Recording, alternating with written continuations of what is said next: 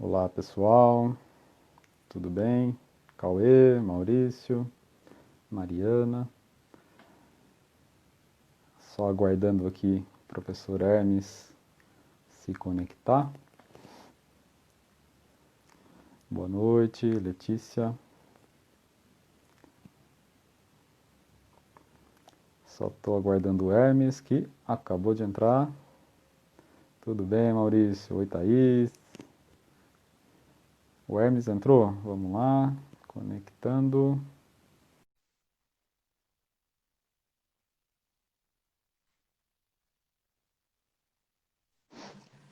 Olha o Olá, Hermes aí. tudo Boa jóia? noite, Hermes. Boa noite, tudo bem? Tudo Só voltando a certo? fazer só um pequeno ajuste aqui. Isto. Pessoal que está entrando agora, se quiser ir já nos falando se o áudio tá bom, se vocês estão conseguindo nos ouvir. Isso ajuda bastante a gente. Isto.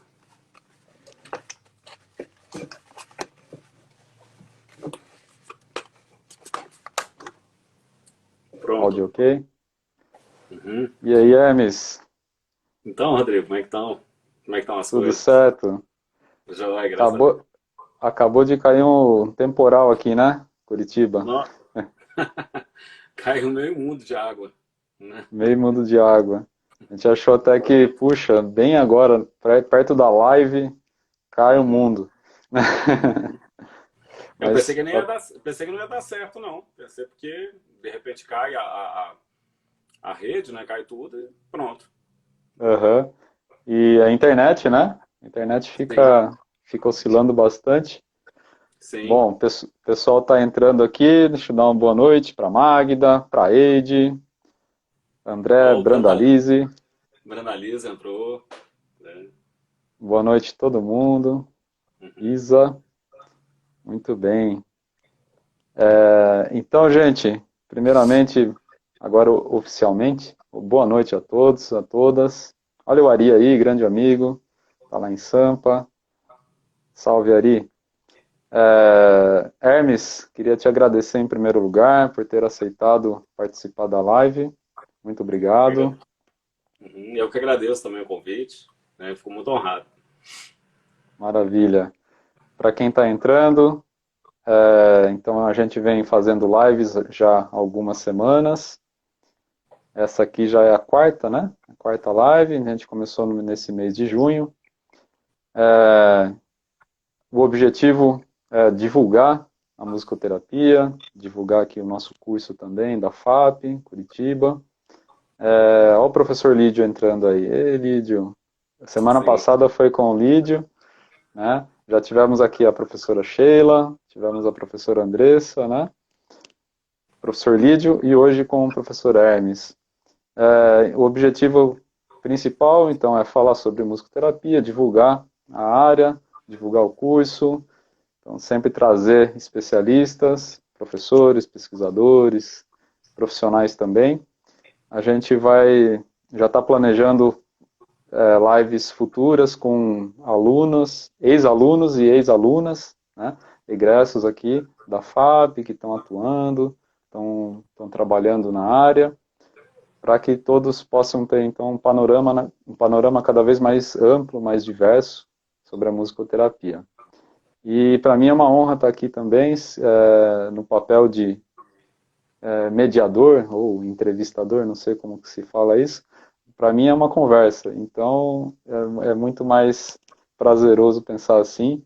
E no fundo a gente tem desenvolvido boas conversas aqui, e acho que hoje não vai ser diferente com o professor Hermes. Então, isso. vamos lá. Hermes, eu estava, então, como eu falei, né, a gente fez aqui as lives com professores, com a professora Sheila, com a Andressa, com o professor Lídio, todos aqui do Sul, né? Ou daqui de Curitiba, no caso a Andressa vem de Santa Catarina, tal. Você é um dos nossos professores aqui que não vem da região Sul, você vem lá da região central do país, Isso. de Você nasceu em Brasília, né? Ou foi em Goiânia mesmo que você Não, nasceu? eu sou natural de Brasília, Brasília, Distrito né? Federal. Isso. E, e traz uma experiência, então, na sua formação, né, em música, na sua formação em musicoterapia, uma experiência outra, diferente um pouco da que a gente viu até agora aqui, que são as experiências concentradas na FAP, né, experiências de formação aqui da FAP. Você traz a experiência da UNB, da Federal de Goiás. Queria que Uhum. você, se possível, começasse falando dessa fase inicial da sua carreira, tanto na formação musical, né? Também depois com a musicoterapia. Como que aconteceu esse encontro? Bom, eu comecei na música, né? Isso desde tenra idade em Brasília, mais ou menos com uns 12 anos de idade, comecei a estudar, né? Piano com a professora já falecida Neuza França, muito conhecida em Brasília, né? Uhum, E isso eu já tinha já um pouco de conhecimento em casa, né? Vendo uma família, por exemplo, de pessoas a família de músicos, né? Da família da minha mãe, né? Tinha um certo conhecimento de música. Minha irmã me deu umas 2 aulas em casa e eu já fui pegando mais ou menos um pouco o conteúdo, né? Pegando essa bagagem musical. Né? E já fui assim uhum, introduzido. Foi uma coisa que, inclusive, eu estava pensando sobre isso um dia, que eu estava vendo um documentário sobre a Cor do Som, né, que é uma banda que eu amo de paixão, né, que é, a origem deles lá no Rio de Janeiro, né, começaram lá no mundo ali dos novos baianos, né, e aquela miscelânea, aquela mistura de elementos musicais, desde o rock até mesmo com os diversos elementos, os diversos estilos, né, musicais, o chorinho. Eu fui introduzido a esse mundo musical que já me inspirou e já determinou muito digamos, a minha identidade musical, né. Então, uhum, eu tive estudos com a Neuza França, isso foi a partir dos 12, 13 anos de idade. Né? Aprendi flauta transversal na escola de música, né? Ali em Brasília também, com a professora Beth Ernest Dias, estudei com ela. Depois vim estudar com a mãe legal. dela na faculdade, que eu entrei para fazer piano na faculdade de música, né? Na UNB, mas daí eu tomei a decisão de fazer faculdade de flauta, bacharelado de flauta, mudei. Né? Lá dentro eu tomei a decisão de tomar, de mudar de opção de curso, né? De bacharelado. Né? E isso foi mais ou menos no início da década de 90, né? Que eu entrei na faculdade de música, né? Me formei em 95.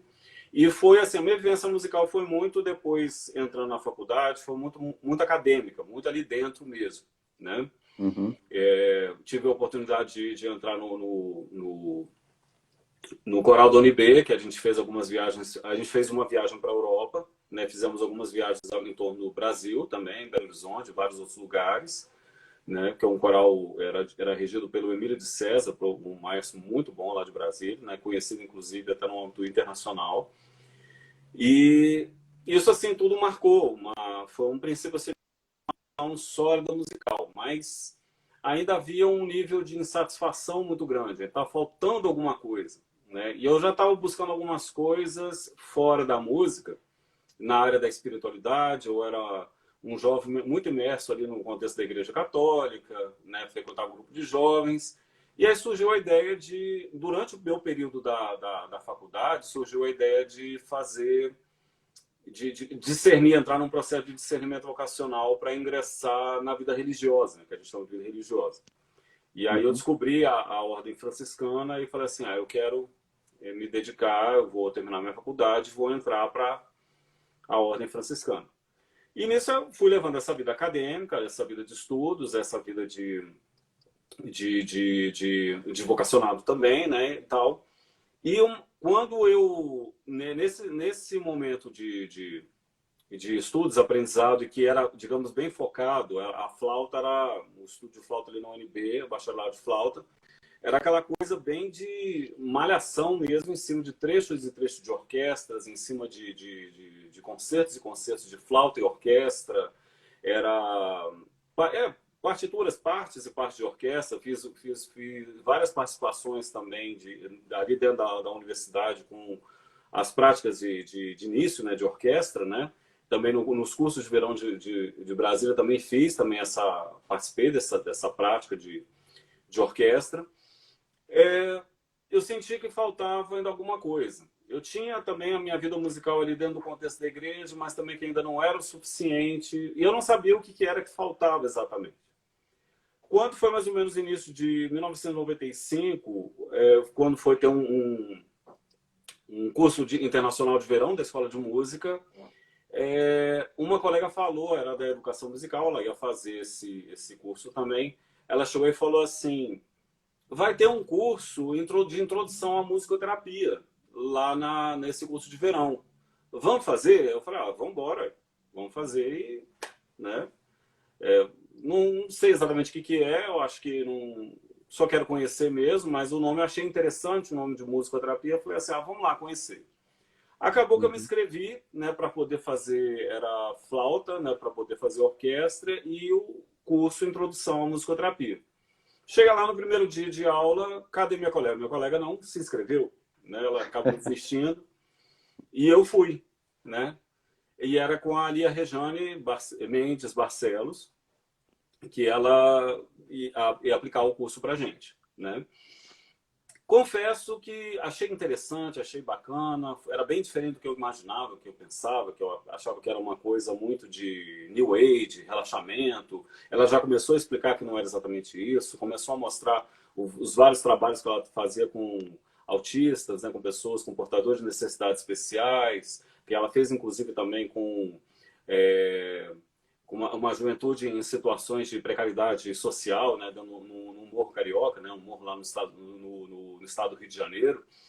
E chamou atenção, achei bacana, achei muito lindo o trabalho, mas no fundo eu pensei assim, não é minha praia, né? Naquele momento não era minha praia. Porque é aquela coisa, a minha identidade musical, e hoje inclusive o nosso tema hoje que ele está tratando é sobre a construção da identidade do musicoterapeuta, e eu querendo falar muito sobre minha identidade enquanto musicoterapeuta, tem a ver com essa questão da identidade do músico que eu também era, né? Mesmo ali imerso num ambiente, por exemplo, ouvindo a cor do som, depois eu lembro que eu tinha uns 12 ou 13 anos, eu fiquei fascinado pelas invencionices e aquelas virutices do Hermeto Pascoal, né? Levando porco, galinha para o estúdio, né? Com toda essa abertura que eu achava fantástico. Mas aquele grau de virtuosismo, né, e tudo, era olhar para a musicoterapia, não tinha isso. E falava assim, não é minha praia, não é o que eu... Mas legal, valeu para conhecer, né? Ela contou a experiência, não esqueço como foi até hoje, dela trabalhando com um autista que era cego, que tinha uma estereotipia, que se fechando os olhos vivia se mexendo assim de um lado para o outro, e ela usou o baixo contínuo de Bach, né, botando uma música do baixo contínuo, e aquilo ali estimulou aquele movimento. Até que depois ela tentou algo mais arrítmico, e aquilo desconcertou, né, desconstruiu, né, aquela movimentação, e ele acabou rodopiando e caindo no chão. E a partir daquele momento que ela começou a atrair, como é que se diz? Conseguiu atrair a atenção dele para poder chamar a atenção dele para conseguir trabalhar com ele, começar a estabelecer uma comunicação. Então eu vi que era algo diferenciado, mas não era a minha praia no momento, né? Eu não estava, ou seja, eu não estava pronto, né? Não tinha vivenciado isso no corpo, não tinha vivenciado isso na minha história, né? A minha vida era muito sentar e tocar, né? Aí tá, terminei o curso de música, né? E falei assim, agora eu vou realizar meu sonho, vou entrar para a vida religiosa, né? Vou entrar lá para o seminário franciscano. E eu confesso que eu tentei, inclusive, fugir da música, né? Fugir assim, mas não tinha jeito, porque todo mundo sabia que eu era músico. Então, sempre numa missa, sempre num grupo de oração, sempre até em velório, tocar na casa de alguém, tocar num casamento, tocar sempre algum momento festivo ou outro, era sempre chamado, era sempre convidado, né? Quer dizer, é músico, vamos aproveitar os dons que essa pessoa tem para oferecer. E aí estava sempre tocando ali, né? Sempre ele tocando, sempre ele apresentando e tal.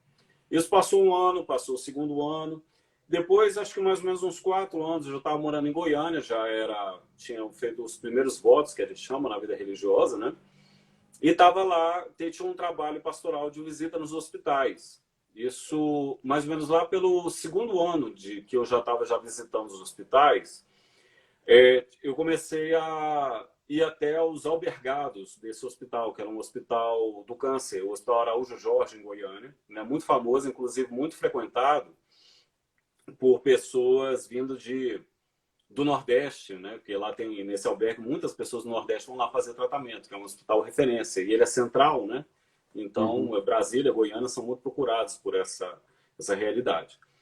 E ali eu comecei uma certa, como é que fala, de uma forma muito espontânea, eram muitos nordestinos, eu comecei a tocar Luiz Gonzaga, né, Asa Branca, todos esses hinos nacionais, né, que a gente até chama de nacional na musicoterapia, que a gente é muito mais que batida, a gente sempre tocando. E aquilo eu percebi que aumentou uma sintonia entre mim e eles, agregou muito um sentimento grupal, que inclusive logo depois daquele momento que eu visitava, tinha um momento da celebração da palavra. A gente ia fazer uma celebração, e eu lembro que uma vez, quase que o grupo inteiro veio me seguindo para poder ir para essa celebração. Eu percebi que isso agregava bastante as pessoas. E eu tive 2 vezes experiência com uma senhora que ficava nesse albergue também, mas ela ficava acamada, ela praticamente não saía do quarto, sentia muita dor. E eu levava a flauta transversal e eu tocava para ela aquela Ave Maria. A gente fazia uma oração àquela Ave Maria de Gounod, né, muito conhecida. Né? Eu percebi que ela ficava literalmente anestesiada. Parecia que naquele momento ela tinha suspensa aquele momento de agonia e de dor que ela estava passando. Né? Só sei que foram várias experiências que eu tive nesse contexto, e aquilo ali foi agregando uma série de lembranças assim desse pequeno curso que eu tinha feito com a Lia Rejane lá no passado, que um belo dia eu cheguei, eu lembro como se fosse hoje. Né? Eu não tinha lembrado exatamente do curso de musicoterapia, mas eu tinha lembrado algumas ressonâncias do que a gente tinha aprendido. Na hora que eu sentei na cadeira, me deu um estalo, eu falei assim, eu vou fazer musicoterapia. Né? Somente depois dessa experiência com a flauta, com essa senhora. Né? E como ali na Ordem Franciscana tem a possibilidade, ali se entra, em primeiro lugar, para viver no convento como frade, né? Junto com os outros irmãos. Como as freiras vivem nos conventos, né? Frade é o masculino de freira, né? E a grande parte dos frades querem se ordenar para ser padres, mas muitos não querem se ordenar. E fazem serviços educacionais, sociais, e eu acabei optando por esse caminho. Isso para mim não era uma realidade antes. Né? Eu queria ser padre, né? Mas naquele momento eu decidi que eu ia deixar essa perspectiva, né, do sacerdócio para me dedicar a esses trabalhos. E aí falaram que eu tinha que fazer pelo menos no mínimo uns 2 anos de teologia ainda à frente para chegar no curso de musicoterapia. E nisso eu fui me aproximando das leituras da área da musicoterapia, dos cadernos da Lia Rejane, né, os cadernos que ela tem de musicoterapia, do Beneso também, o livro que ele tem. Fui também me aproximando de outras realidades pastorais, com meninos de rua que a gente visitava nas ruas, né? Fui me aproximando também em alguns momentos, de presídio, e outras experiências também de hospitais, experiências também em hospital psiquiátrico, né? Resolvi, assim, algumas coisas fui fazendo por conta própria, e a música sempre muito presente, mas nessa perspectiva que eu tinha experimentado no início, né? Até que chegou o momento de eu fazer o curso de musicoterapia. Quando eu entrei no curso de musicoterapia, foram 4 anos em que eu tive a total liberdade de me dedicar de cabeça. Assim, eles me deram tempo, a Ordem Franciscana me deu tempo para eu mergulhar de cabeça e usar o tempo que fosse preciso para essa formação. E eu fazia cursos extras, né? Participei, inclusive, de grupos musicais ali dentro, algum do coral, inclusive, e tal. Lembro que quando acabou, eu saí de Goiânia, fui transferido para Brasília e a minha vida caiu assim num vazio total, né? Assim, perdeu o sentido de eu estar distante daquele mundo acadêmico, aquele mundo de aprendizado, e que estava claro para mim que eles tinham deixado eu fazer, mas eles iam cobrar outras coisas que era próprio daquela vida mesmo, né? Tinham cobrar, né? E aquilo ali não seria o foco fundamental. E eu já estar pensando em fazer um mestrado. E foi aí que veio a grande chamada crise vocacional, entre outras que eu tinha tido, né? E que eu resolvi deixar a ordem para me dedicar e fazer um mestrado em musicoterapia. Foi aí que eu voltei para Goiânia.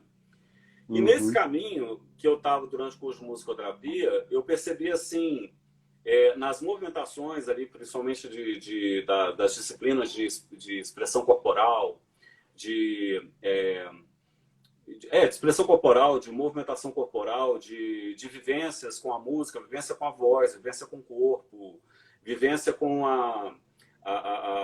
na relação com o outro, naquele contato. Em muitos momentos eu me sentia profundo, eu estava muito feliz por estar ali, mas eu estava me sentindo, às vezes eu me sentia até mal, pelo fato de que era como se eu fosse assim, eu queria fazer disso aqui a minha vida, né?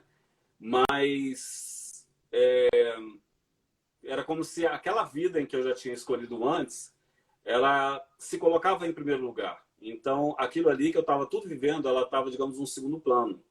Era como se, assim, eu não vou ter oportunidade, ou minha oportunidade vai ser sempre muito rompida devido às necessidades da própria ordem. Que volta e meia eles iam pedir para eu ir trabalhar numa escola lá não sei aonde, fazer um outro serviço, né? Volta e meia iam pedir para eu fazer ter uma função administrativa ali dentro, né? Porque era o objetivo. O primeiro era aquela vida específica ali. A professora Cláudia Zanini até colocou ali, né, que eu fiz a iniciação científica, né? Fiz a iniciação científica com ela, né? Que foi uma experiência fantástica, uma experiência com grupos de papéis grupais, onde eu pesquisei junto nesse projeto com ela sobre a movimentação do verbal dentro dos atendimentos musicoterapêuticos, né? Então, assim, eu fui sentindo que foi acontecendo toda uma crise vocacional que foi modificando a minha maneira de pensar, né? Tanto que daí eu deixei de ser, desistir da chamada vocação sacerdotal para ser o frade voltado para um tipo de serviço, digamos assim, né? E aí, quando eu decidi fazer o meu TCC, isso eu tinha falado no início, eu tinha dado um pulo já lá para o mestrado e tudo mais, mas eu achei interessante voltar um pouco para trás. Sim. Eu decidi fazer com um projeto social na Casa da Juventude, a antiga Casa da Juventude de Goiânia, que foi extinta, inclusive, e eu fiz um trabalho sobre identidade, a musicoterapia no auxílio da formação de identidade, do resgate da identidade de jovens que eram participantes desse projeto, né? E ficaram para a minha pesquisa apenas jovens moças, né? Moças de 16 até 21 anos, que estavam vinculadas ao pré-universitário que a instituição ofereceu para esses jovens. E a minha base teórica, eu lembro que eu trabalhei, foi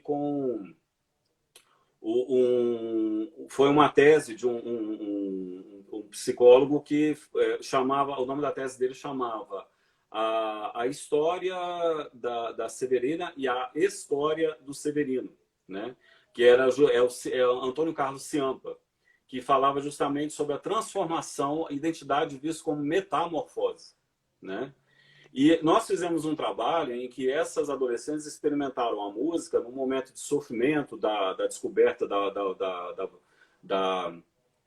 da escolha profissional para ingressar no vestibular, o medo de passar no vestibular, como é que se diz, a espera de receber, por exemplo, a suspensão, a possibilidade de não pagarem para a inscrição no vestibular, né, que tem essa possibilidade social que o governo oferece.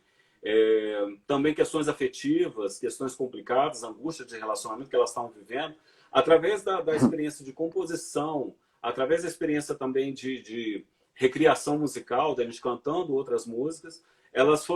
Nós fizemos, depois eu fiz umas entrevistas com elas no final do atendimento, e elas mostraram, reconheceram no caminho daquele processo mudanças significativas de maneira de pensar, de sentir e de um crescimento na autoconfiança. E eu percebi que essa escolha toda dessa abordagem teórica tinha muito a ver comigo. Tinha muito a ver com aquele... Se eu for olhar, por exemplo, a minha história, lá desde o início, quando eu começo com essa música híbrida, por exemplo, da Cor do Som, ouvindo a Cor do Som, ouvindo esses estilos, depois me dedicando à música, dentro da UNB e depois descobrindo aquela vocação religiosa e depois, mais tarde, vindo a sair dessa vocação religiosa, inclusive uma música, um dos hinos nacionais, mas nesse caso hino nacional, que eu digo assim, até mais para mim, né, que foi no momento da saída, foi aquela música do Secos e Molhados, né, do Sangue Latino, né? Jurei mentiras e sigo sozinho, assumo os pecados. Aquilo ali foi assim, o rompimento total com aquela realidade institucional e o processo de metamorfose da identidade, né, que foi estava já sedenta de buscar outras propostas, né?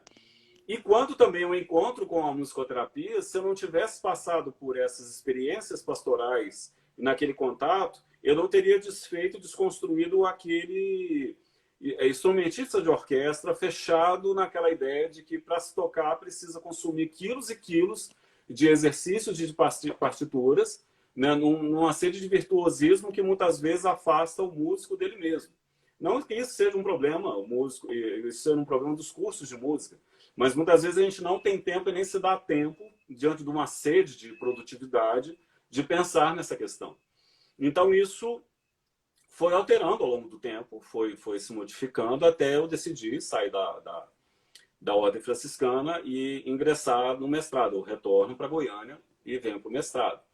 E no mestrado eu me deparo novamente com a possibilidade de pesquisar na área da psicologia histórico-cultural, também conhecida como psicologia sócio-histórica, e que fala justamente sobre subjetividade e identidade que é construído nas relações. É uma influência muito forte do marxismo, onde tem Vygotsky, que é um dos grandes teóricos, onde ele fala sobre o processo de aprendizado, que de todas as influências, que o aprendizado não é dado, a gente sofre influências externas da forma como se concebe e constrói esse aprendizado e, sobretudo, vai construindo o nosso psiquismo, né? A nossa mente, ela vai sendo... Todas aquelas imagens e todo aquele processo que a gente se forma, ele vai sendo construído nessas relações, né? As coisas não são dadas, as coisas não estão prontas, as coisas não estão assim, digamos, aquele talento inato não está em mim, ele desabrocha naturalmente. Ele encontra meios e possibilidades de se desenvolver e ele se desenvolve de acordo com um determinado caminho, né? Uhum. E nisso eu ingresso dentro do mestrado e vou fazer esse trabalho com adolescentes também de um outro projeto social. E aí continua a minha busca. Até depois terminar o mestrado, né? Ingressar depois em escolas, né? Eu trabalhei com... eu não esperava que eu fosse trabalhar na área educacional, mas o que apareceu logo de cara foi um trabalho na área da escola pública, das escolas públicas lá de Goiânia, que tem o modelo integral, né? Fui trabalhar lá. Não tinha, foi a primeira experiência de musicoterapia lá dentro. Eu entrei, eu comecei a atender, digamos que na verdade não era nem atendimento, eram encontros, né, que eu fazia com os alunos dentro de sala de aula naquelas lacunas, onde não tinha professor. Eu entrava ali dentro para eles fazer algumas experiências musicais, para a gente conversar, para eu saber o que eles gostavam de ouvir. E ali eu comecei a perceber o meu lugar também social ali dentro e me aproximando cada vez mais também da perspectiva social comunitária da musicoterapia, uma vez que eu começo a perceber o espaço, a necessidade que a escola tem de se tornar um espaço de acolhimento e de integração para que seja de fato para todos, porque existe a exclusão dentro da escola. Existem aqueles alunos que não estão adaptados ao esquema escolar, que tem dificuldade de aprendizagem. Existem alunos que têm um outro perfil de adolescente, um outro perfil de homem, um outro perfil de mulher, questões de gênero que estão muito presentes, né? Sempre estiveram presentes, mas hoje cada vez mais gritantes, essas questões se manifestam. Então eram pessoas que precisavam ser acolhidas dentro do contexto escolar. E aí eu começo a montar grupos, principalmente priorizando esses alunos. Eram alunos que não participavam quando tinha as amostras, né, as amostras culturais das oficinas, muitos ficavam de fora e a gente montou um grupo desses que ficavam mais excluídos de fora, né? Alunos que tinham, inclusive, teve casos, inclusive, de transtornos mentais, né? Conseguia formar grupos com eles para poder gerar... Minha preocupação era gerar uma integração para que eles fizessem promover a saúde por meio dessa integração social naquele ambiente. E aí veio mais à frente, veio experiência também, quando renovou o contrato, né, com essa escola, com o Estado, melhor dizendo, o Estado de Goiás, por meio da instituição Ciranda da Arte, né, que é a instituição que cuida dos professores da área da arte, lá na escola pública do Estado de Goiás.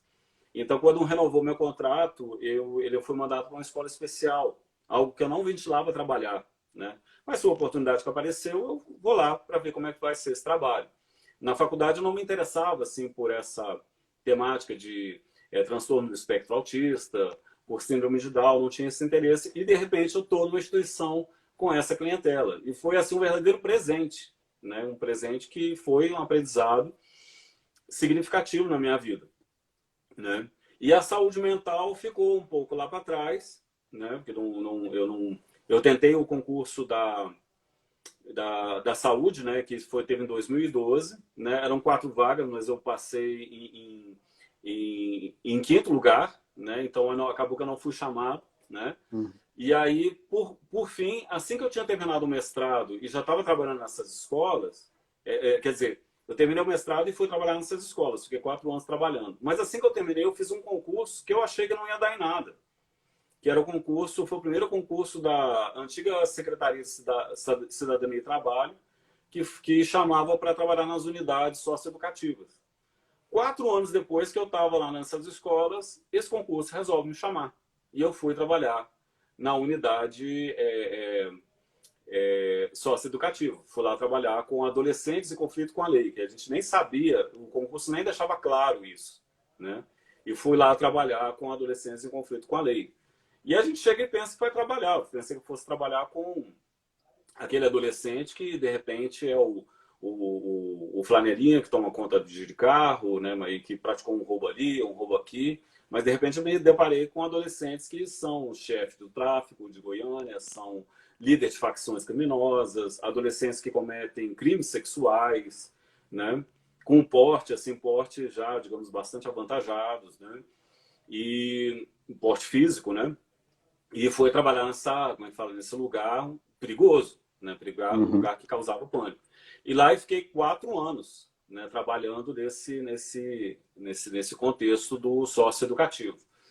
E foi uma experiência que eu falei assim, foi juntando tudo, né? Tudo aquilo que eu havia construído, tanto no mestrado quanto nos projetos sociais, na época da graduação, do mestrado, o conhecimento também de saúde mental, o conhecimento também, algumas coisas dentro da saúde, da educação especial, que envolve desenvolvimento educacional, né, de aprendizagem. Tudo se juntou e aglutinou naquela experiência ali dentro do socioeducativo. Uma experiência difícil, complicada, que é um trabalho ali que a gente fazia ali dentro e tinha uma sensação de que não rendia, né? Mas, e novamente, a experiência musical foi somando ali dentro até que nós fizemos oficinas de produção musical, onde a gente descobria talentos ali dentro que compunham raps, compunham funks. A gente fazia apresentações ali dentro e conseguimos fazer, alguns que conseguiam como é que fala? O livre escolta, né? Quer dizer, ficar sem escolta, sem a escolta policial, a gente conseguia levar, às vezes, uma conferência ou outra que ia ter sobre o assunto, com promotores, com pessoas do socioeducativo, de diversos lugares do Estado. A gente conseguia para eles fazer essa apresentação dessas composições que eles faziam. Nesse resgate da identidade que eles traziam, né, procurando resgatar, procurando essa transformação de uma subjetividade imersa num contexto de muita violência e que até um psicólogo lá uma vez, um psicólogo passou por lá fazendo um trabalho e falou lá que eles eram filhos da violência, né? E um outro psicólogo falava assim, aqui eles estão sofrendo o resultado da negligência total, da falha total de todas as instituições sociais pelas quais eles passaram. A falha da família, a falha da escola, da falha das instituições religiosas, falha do Estado de uma forma geral. E nisso, vítimas do racismo, né? A questão do racismo, com certeza, né? Uma presença muito forte de afrodescendentes, né? De de pessoas pardas, brancos também haviam presente, né? Mas Uhum. essa questão, os de origem afrodescendente é a grande maioria, digamos É a assim. grande maioria. Grande Uhum. maioria. Mas assim, você vê como é que foi tudo aglutinando, toda essa transformação musical pela qual eu tinha passado, de me tornar musicoterapeuta, me abrir para a musicoterapia que não está preocupada com virtuosismo, está preocupada com a expressão musical do que cada um pode trazer, do que cada um tem a dizer.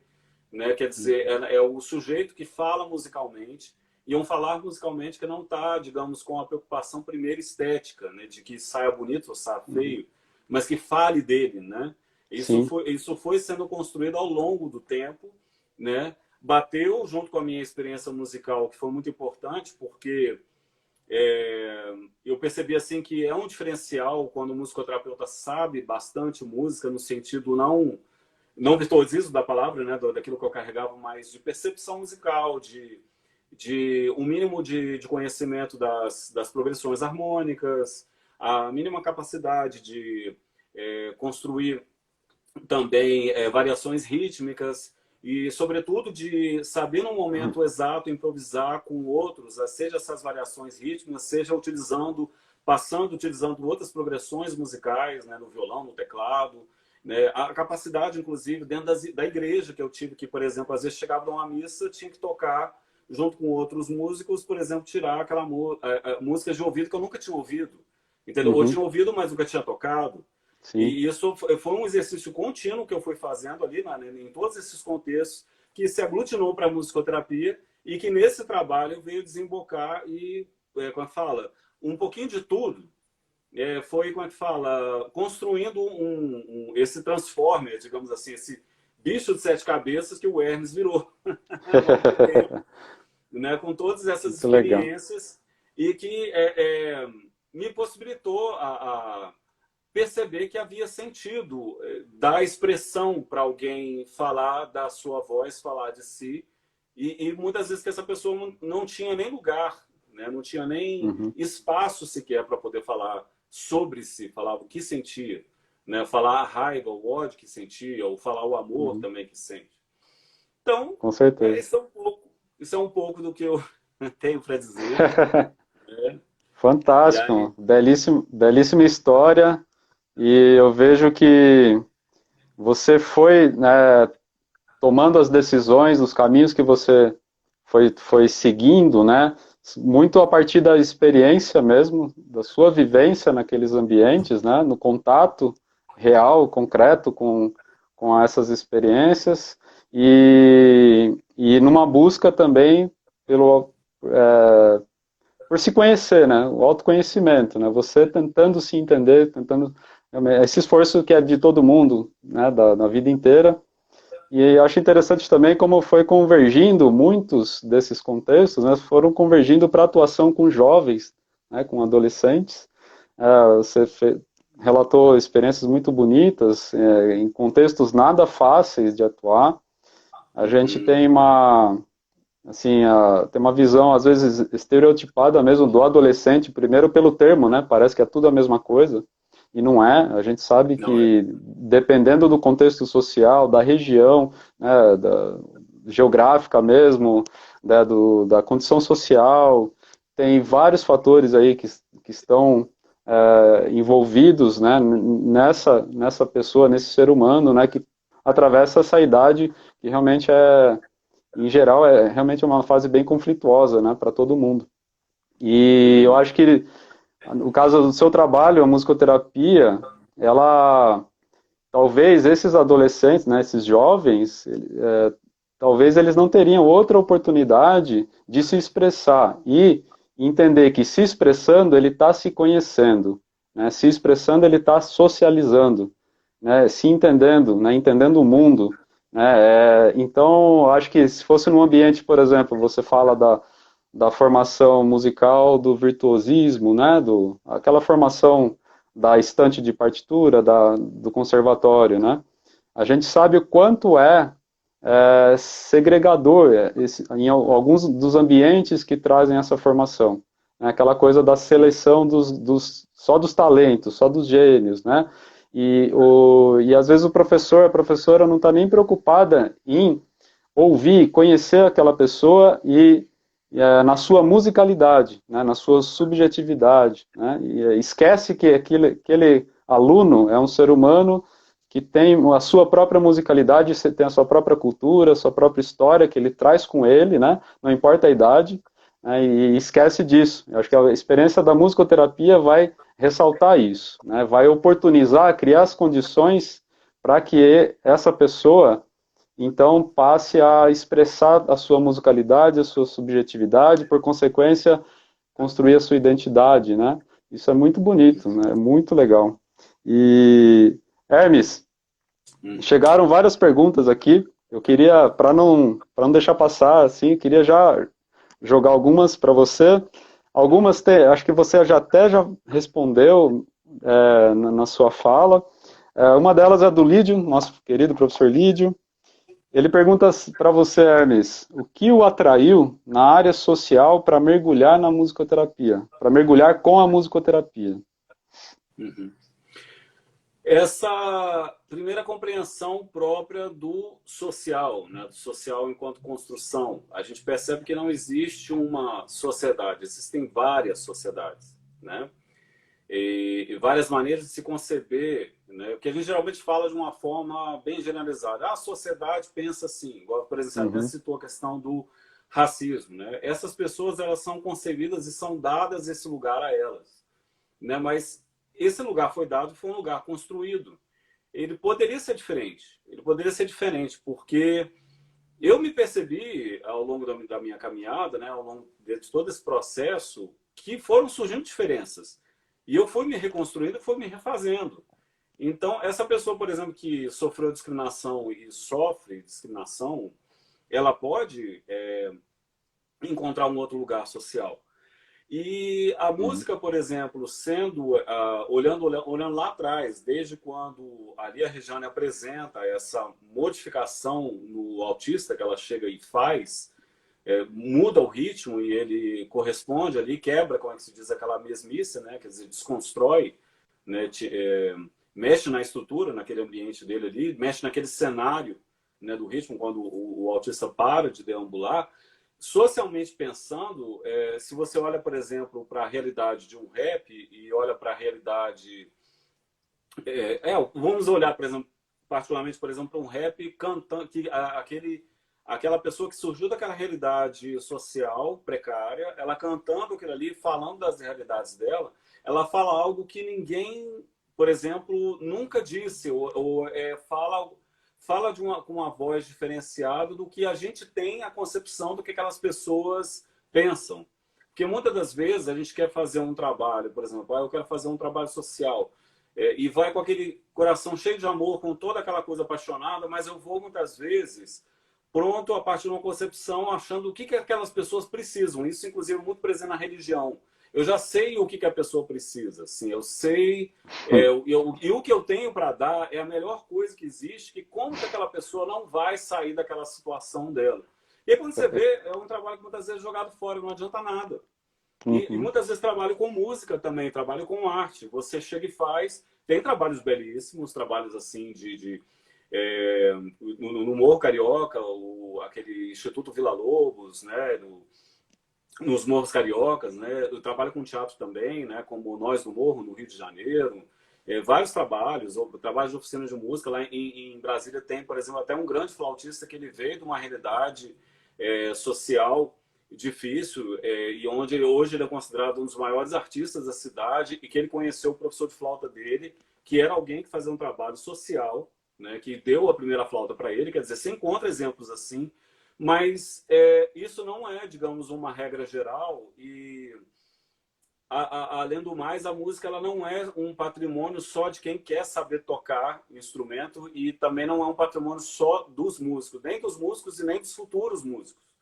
Aliás, é um patrimônio de todos. E a expressão musical para promover saúde, e pensando saúde na perspectiva social, entendendo que as pessoas adoecem por causa do lugar que foi construído para elas, que é o lugar, digamos, da minoria, é o lugar da marginalidade, entendeu? A música, para promover saúde para essas pessoas, pode ajudar na expressão, onde elas primeiro gritam de onde elas estão para dizer quem elas são, o que elas sentem, entendeu? Manifesta sobretudo a dor que elas sentem, de onde elas estão, né? Dá voz, né, para quem não tem voz, né? E pode ajudar também num processo musicoterapêutico, né, social comunitário, num processo dentro de qualquer vertente da musicoterapia que essa pessoa tiver acesso, ela pode reconstruir passos da sua história.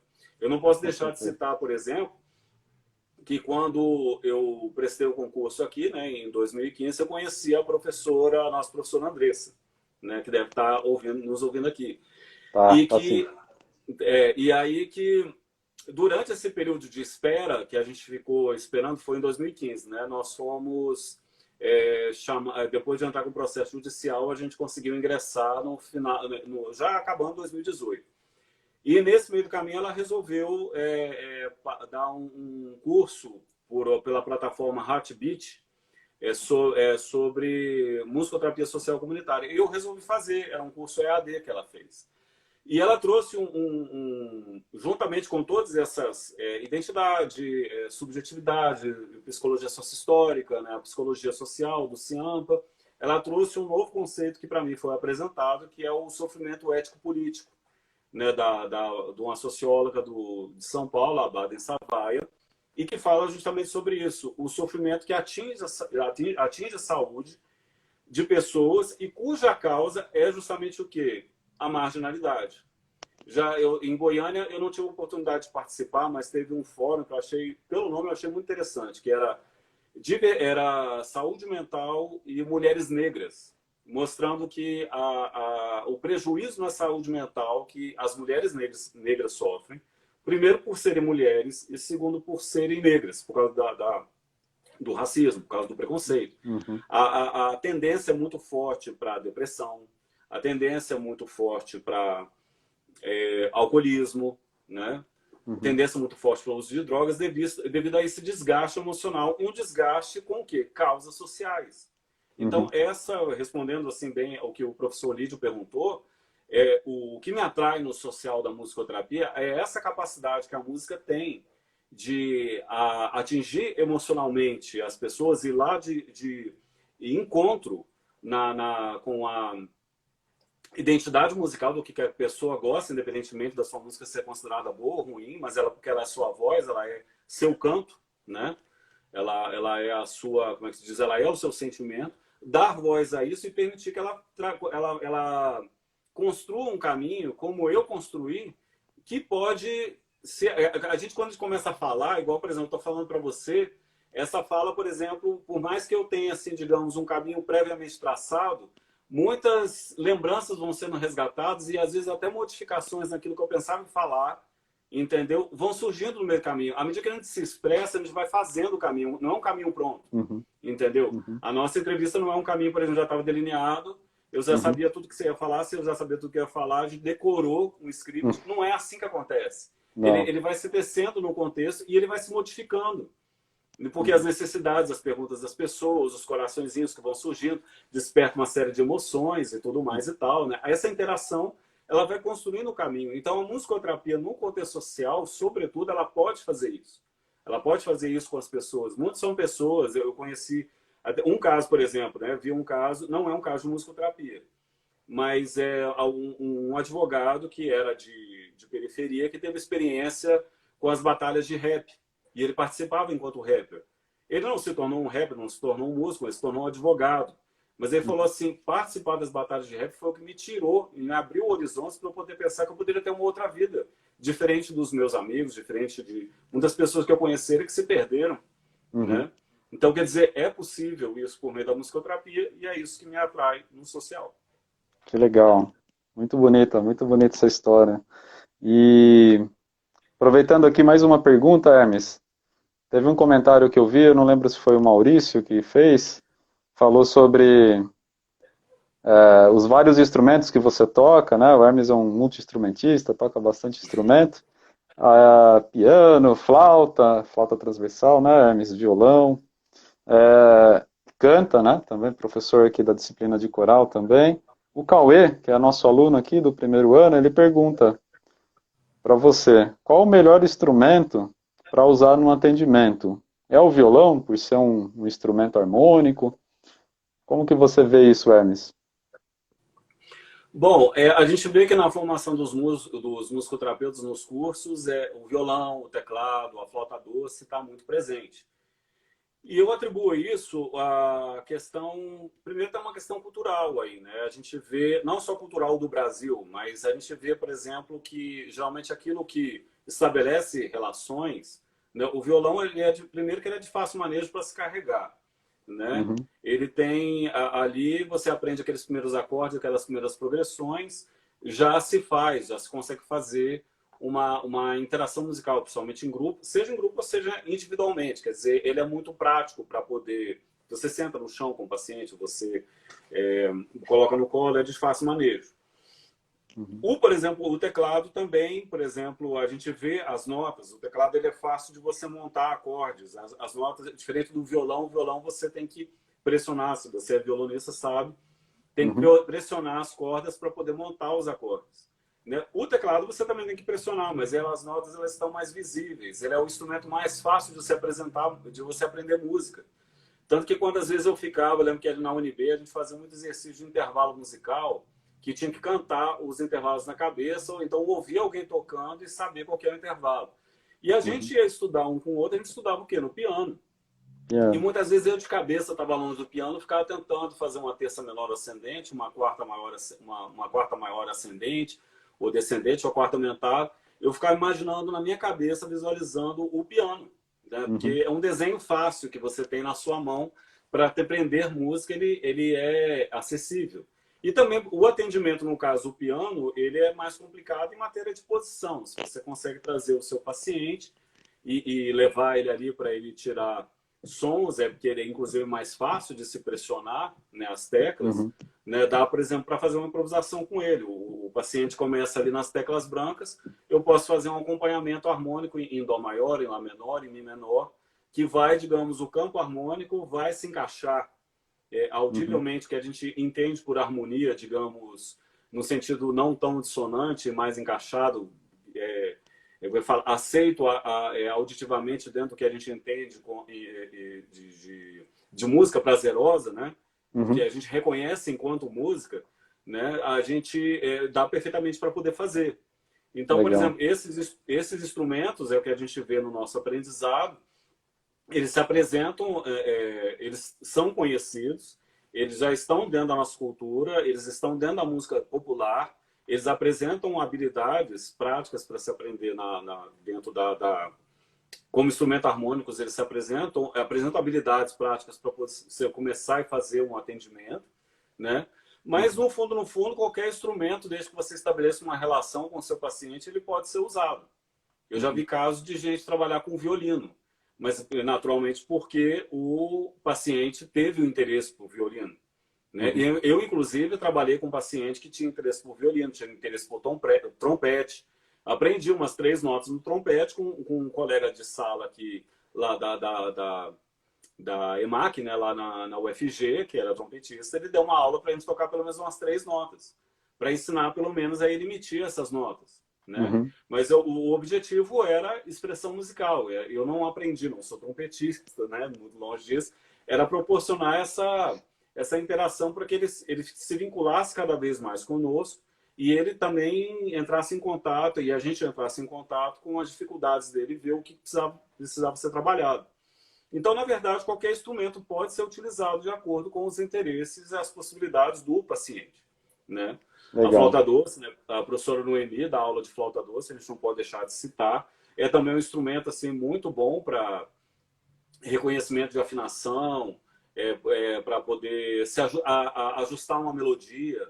Você está ali, por Uhum, exemplo, às vezes você tem a facilidade para poder tocar, tirar uma melodia de ouvido, e às vezes ali, por exemplo, o seu paciente cantou, mas cantou de uma forma desafinada e você não está conseguindo, por exemplo, ali num grupo, vamos supor que seja um grupo, não está conseguindo, está percebendo que isso está dificultando, que às vezes não é que a afinação ela não é, ela tem que ser extirpada, a gente tem que levar todo mundo a cantar afinado. Mas no contexto você percebe que se for afinado, vai gerar uma sinergia grupal maior, uhum. né? Se tiver, digamos, alguém que canta mais afinado. E às vezes, se você está com dificuldade e tiver a facilidade da flauta doce, né, o próprio som da flauta doce, o som do violão, se você tira uma melodia no violão ou no teclado, ajuda todo mundo, né, inconscientemente, a afinar em conjunto. Né? Então, na verdade, todo instrumento, na verdade, ele é bem-vindo. Né? Esses instrumentos que a gente utiliza é porque eles são mais práticos, eles estão mais à mão na nossa cultura. Muito bem, que legal. Acho que está super respondida a questão do Cauê. E com certeza o musicoterapeuta, ele, em formação, né, especialmente, ele tem que estar realmente muito aberto a todos esses instrumentos, né? Porque no seu trabalho, no seu dia a dia, as demandas serão muito diversas, né? Então, já é da formação, né, essa vocação a tocar vários instrumentos, né? A ser um multi-instrumentista, né? Muito bonito isso também. Hermes, a gente está se aproximando do final, infelizmente.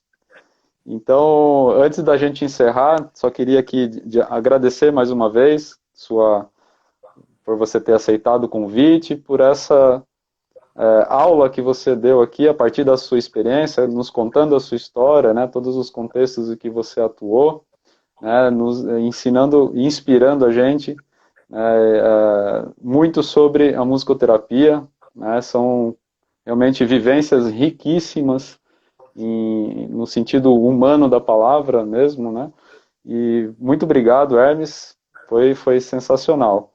E queria só avisar o pessoal que a gente continua toda semana com as nossas lives. Queria agradecer a Mariana, a Ruda, o Maurício, por estarem fazendo a mediação das perguntas aqui, que às vezes escapam, né, ao nosso alcance. E agradecer a presença de cada um que está nos assistindo. E o Hermes tem uma surpresa aí pra gente, né, Hermes? O que você preparou pra gente? Eu tô com medo da live acabar, né? Acho que tem 3 minutos. Será que dá tempo? 3 minutinhos? 2 minutinhos? Eu pensei, de repente, em cantar talvez a segunda parte da música, assim, talvez para não correr aquele risco de ser quebrado, né? Vamos lá, então. Talvez a parte final só dela. E antes de cantar, eu queria falar, eu acho que é importante ressaltar, alguns colegas aqui até sinalizaram que a professora Sheila foi premiada. Ah, sim! Um prêmio da Federação Mundial de Musicoterapia. Ela recebeu, né? E é um grande orgulho para todos nós. Né? Parabéns, Sheila. Parabéns. Parabéns, Sheila. Grande notícia do ano. Nosso orgulho agora lá na FAP. Né? Sem dúvida. Então, é uma música que você me acompanhou. Né? Vou cantar a parte final dela. Vou cantar logo, porque senão vai cortar. Né? Maravilha. Eu vi muitos homens brigando, ouvi seus gritos, estive no fundo de cada verdade encoberta. E a coisa mais certa de todas as coisas não vale um caminho sobre o sol. O sol é a estrada, é o sol, é a estrada, é o sol. Por isso uma força me leva a cantar. Por isso essa força estranha. Por isso é que eu canto, não posso parar. Por isso essa voz tamanha. E a coisa mais certa de todas as coisas não vale um caminho sobre o sol. O sol sobre a estrada é o sol sobre a estrada é o sol. Né? A vida se constrói e assim se constrói a música, se constrói o musicoterapeuta e a gente se constrói. Né? Maravilha! Bravo, bravo, bravíssimo. Obrigado pela oportunidade. Muito obrigado. Linda música, linda composição, muito oportuna, né, para o nosso momento. E foi um prazer imenso, muito obrigado, foi um prazer imenso conversar com você. Prazer todo meu. Seguimos. Gente, muito obrigado a todos que acompanharam. A gente vai disponibilizar depois essa live, vai ficar no Instagram, lá no IGTV do Instagram, da Musicoterapia, e depois no YouTube, no canal Musicoterapia da FAP. Tá bom? Um abraço a todos. Gratidão.